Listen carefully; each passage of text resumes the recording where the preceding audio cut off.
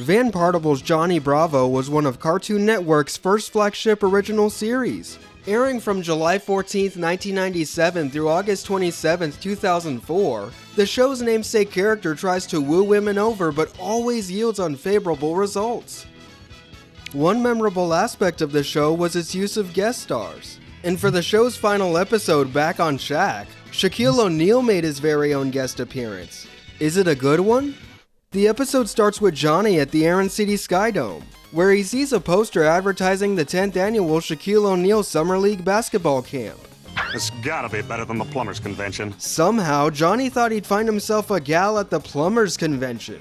I really don't know what gave him that idea. One of the plumbers tells him that plunging toilets is better than hot chicks. How dare you say that to Johnny?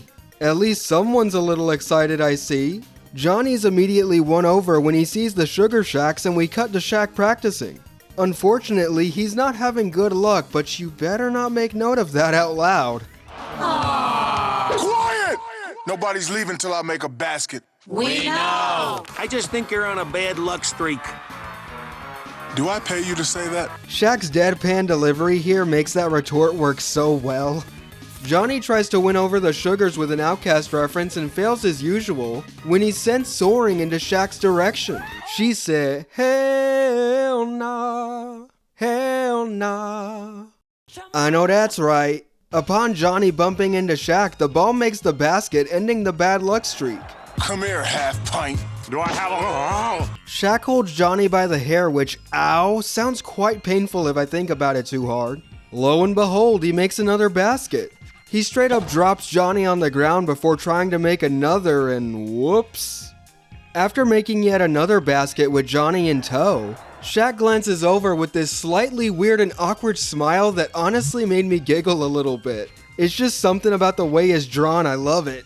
Next is a montage of swish after swish after swish. Let's get it, baby! Johnny, the so-called half pint, is now deemed Shaq's good luck charm. As long as I get to look, you've got yourself one hunk of a good luck charm. Not long until they're introduced into a real game together. Can you dig it? Yes, we can! The referee initially objects to Shaq having Johnny as an assist, but the rulebook says nothing about having additional equipment during the game as long as it's securely attached to the body. While he's got a point, wouldn't Johnny's weight be causing Shaq to struggle at least a little bit? I mean, he's not exactly light. I know Shaq's strong and all, but Johnny ain't no bracelet or actual charm. Bro gon' need some icy hot after this episode, that's for sure. Anyway, it's game time and the two are fired up. Both Johnny and Shaq are taunting the opposing team, and I love the little quips here. Hey, buddy. Yeah? Your fly's down. Oh, man. You're at my house now. Score after score. Cheer after cheer. The roof is on fire, metaphorically enough for one of the commentators to pass out. Medic? Hold your horses, Johnny. We can get excited in about 6 minutes. I ain't gonna lie though, this last play is clean with the way Shaq smacks the ball into the net. After the game, Shaq is interviewed by the media. One news reporter wants a Johnny of her own, but in depth form. Pirate, scissors for hands, or factory owner, your pick. Someone else tries to get Shaq to endorse some deep-fried bucket desserts for $100 million now that he doesn't suck. And the dude straight up tells him that too. I thought I wasn't good enough to endorse your product. Yeah, that was when you were awful. But that's all in the past. Man, people switch up so quickly, I swear. Johnny was ready to eat though, you hear me? Those wings were not going to be wasted.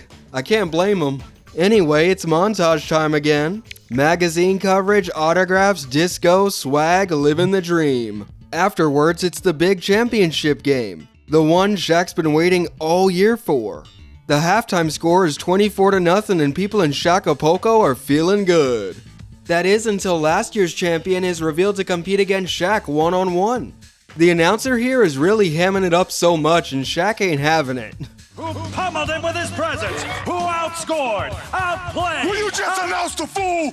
It's giving... Take the damn picture! Commentator was bewildered, gobsmacked even. I'd be too if Shaq rushed me like that. The pressure's real. Who's his opponent, you ask? Why, the one and only Seth Green. Honestly, I kinda like the fact that they didn't go with another basketball superstar. Gotta keep the audience on their toes, right? Quite the unexpected matchup. Are you ready to make like a mongoose and not win?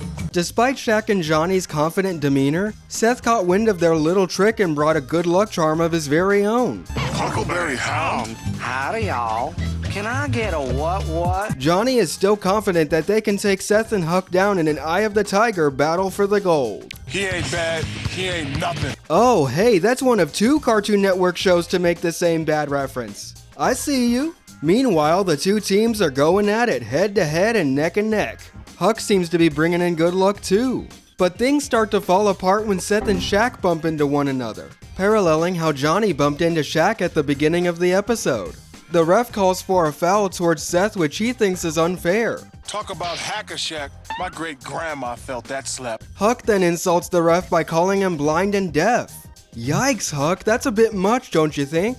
The ref seems to agree with me as he gives Seth 2 more personal fouls. Shoulda gone with Hong Kong Phooey, cause Huck ain't doing the job very well anymore. Then Johnny has to use the bathroom and breaks free without permission. Come on, bruh, Johnny would dip at the most critical second. Even though he tries to make it back in time, he's stopped by security as to not distract Shaq from making a basket. He makes it in twice and wins the game by 2 points. Johnny is disappointed to realize that his assistance is no longer needed. Everything was ultimately in Shaq's head, but he still thanked Johnny for the cooperation. Shaq and his people are escorted to the locker room while Huck and Seth offer Johnny a hot cocoa hangout to take off the edge. The final joke in Johnny Bravo? Huck starts singing, Oh my darling, oh my darling, oh my darling. but is interrupted by Johnny asking if he knows any more songs. Honestly though, does he? This is such a weird final episode. It feels very simple and there's honestly not much going on, especially for a special guest type episode. There's a lot of Shaq puns and most of the jokes are so basic. Not to mention that the plot is so predictable. Shaq can't make baskets, Johnny gets on his back, he gets better, Johnny leaves, Shaq realizes it's in his head all along. Yeah, there's some fun moments here like Johnny and Shaq's dynamic, but that's it. While Seth Green's edition did feel kind of random.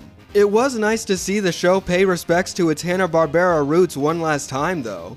Even if he didn't add much to the episode beyond being Seth's good luck charm. Not even really any jokes. If this were any episode but the finale, I'd probably give it a bit more of a pass. But as it stands, it's extremely bland. You're better off watching Bravo Doobie-Doo or even the Adam West episode.